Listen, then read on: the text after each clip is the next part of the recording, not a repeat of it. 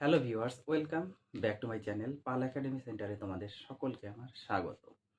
আজকে ক্লাস 10 এর কোষে দেখি গণিত বইয়ের 1.2 যে লেসন আছে সেই লেসনে এক দাগের আই নাম্বার যে অঙ্কটি আছে সেই অঙ্কটি আজকের এই টিউটোরিয়ালে তোমাদের বিস্তারিত আলোচনা করব এবং 1 নম্বর অঙ্ক কিভাবে করতে হবে, একের আই নাম্বার অঙ্ক অ্যাকচুয়ালি কিভাবে করতে হবে সেই বিষয়ে আজকে সম্পূর্ণ আলোচনা করব।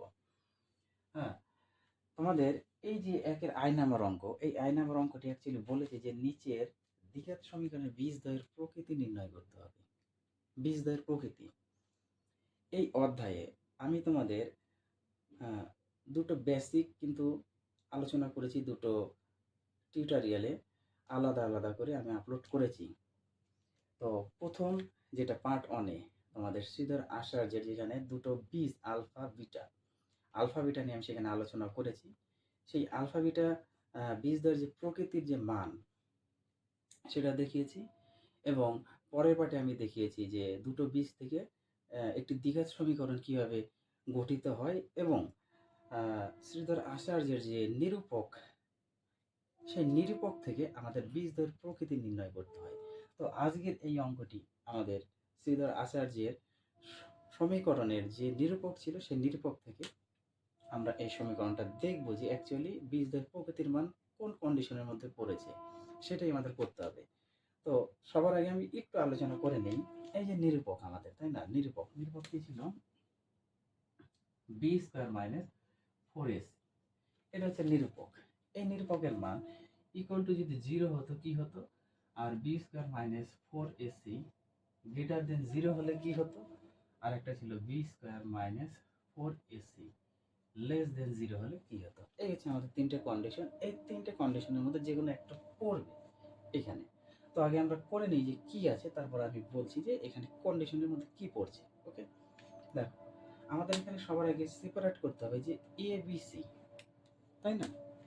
অর্থাৎ আমাদের এ বলতে এখানে 2, বি বলতে 7 এবং সি বলতে হচ্ছে 3। তোমরা সকলেই জানো শ্রীধর আচার্যের এখানে এ বি সি সেপারেট। আশা করি এতটুকু বুঝতে পেরেছো। এখন এ বি সি যেহেতু জানি, তাহলে আমরা নিরূপকটা কি জানি?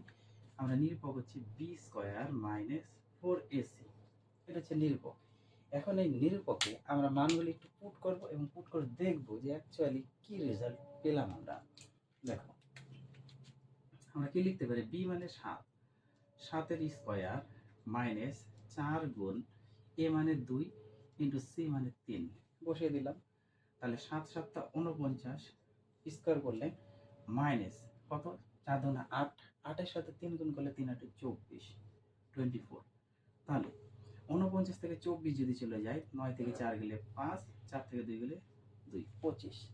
তার মানে নিরূপকের মান আমরা 25 পেয়েছি। 25 মিনস অর্থাৎ এই কন্ডিশন, অর্থাৎ 0 থেকে যদি বড় হয়, নিরূপকের মান ইকুয়াল টু 0 আসেনি, আমাদের এসেছে নিরূপকের মান 0 থেকে বড়, অর্থাৎ 25 এসেছে। 25 আসা, তার মানে এই কন্ডিশন পড়েছে 2 নম্বর কন্ডিশন। 2 নম্বর কন্ডিশন আমাদের কি ছিল, বীজদ্বয়ের প্রকৃতিতে কি ছিল?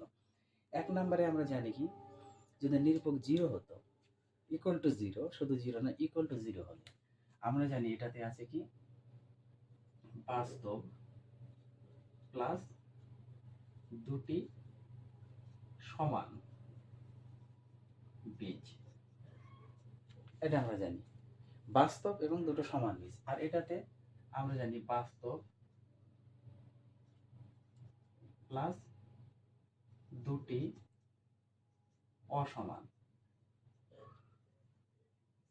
বাস্তব প্লাস দুটো অসমান বীজ আছে। অর্থাৎ নিরূপকের মান 25, তার মানে এই যে ইকুয়েশন বা এই সমীকরণে বীজদ্বয়ের প্রকৃতির মান আমরা লিখতে পারি যে এই সমীকরণে বীজ বাস্তব বীজ এবং দুটো অসমান, বা শুধু আমাদের বাস্তব বীজ কথাটা লিখে দিলেও হবে, কোনো অসুবিধা নেই। তাহলে আমরা এখানে লিখে দিতে পারি যে সমীকরণটি বাস্তব বীজ রয়েছে। হ্যাঁ, সমীকরণটির বাস্তব বীজ রয়েছে, সমীকরণটির বাস্তব বীজ রয়েছে। পরিষ্কার? এখন এই নিরূপকের মাঝে যদি লেস দেন 0 হয়, অর্থাৎ 0 থেকে যদি নিরূপক ছোট হয়ে যায়, তাহলে সেক্ষেত্রে আমরা কি জানতাম? সেক্ষেত্রে আমরা জানি যে এর কোনো বাস্তব বীজ বা বাস্তব মান নেই। এর কোনো বাস্তব মান নেই। বাস্তব মান নেই। বাস্তব মান নেই। এই 3টে কন্ডিশন তোমাদের সবসময় জানতে হবে যখন বীজের প্রকৃতি তোমাদের নির্ণয় করতে দিবে। সেক্ষেত্রে কিন্তু তোমাদের এই 3টে সবসময় এনি টাইম তোমাদের এটা কি করতে হবে? মনে রাখতে হবে। অর্থাৎ বীজদ্বয়ের প্রকৃতি নির্ণয় করতে গেলে তোমাদের 3টে কন্ডিশন লাগবে। তোমরা অবশ্যই একটু মনে রাখবে। তো এই হচ্ছে তোমাদের একের বা এক দাগের যে ম্যাথমেটিক্স সলিউশনগুলো আছে, প্রত্যেকটা অঙ্ক তোমাদের এইভাবে করতে হবে। এবং আমি এখান থেকে আরেকটু বলে দিই, পরে যে পার্টগুলি আছে এই পার্টের মধ্যে যদি যদি তোমাদের অর্থাৎ তোমরা তো বুঝতে পারি যে কন্ডিশন 0 থেকে বড় আসলে এই কন্ডিশন হয় বাস্তব বীজ এবং দুটো অসমান বীজ পাওয়া যায়।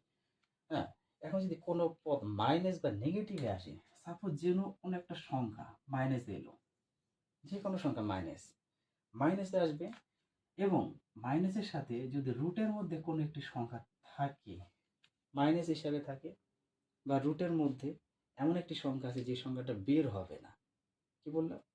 মাইনাস থাকতে পারে, সিঙ্গেল মাইনাস একটা থাকতে পারে, এবং রুটের মধ্যে এমন একটা সংখ্যা মাইনাসে থাকতে পারে প্লাস এমন আরেকটি সংখ্যা যেটা রুট থেকে বের হবে না।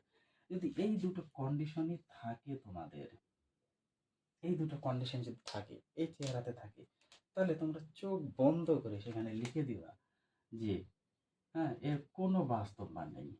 বাস্তব মান নেই। বাস্তব মান নেই, এইভাবে তোমরা লিখে দেবে। বুঝতে পারলে? আশা করি বুঝেছো।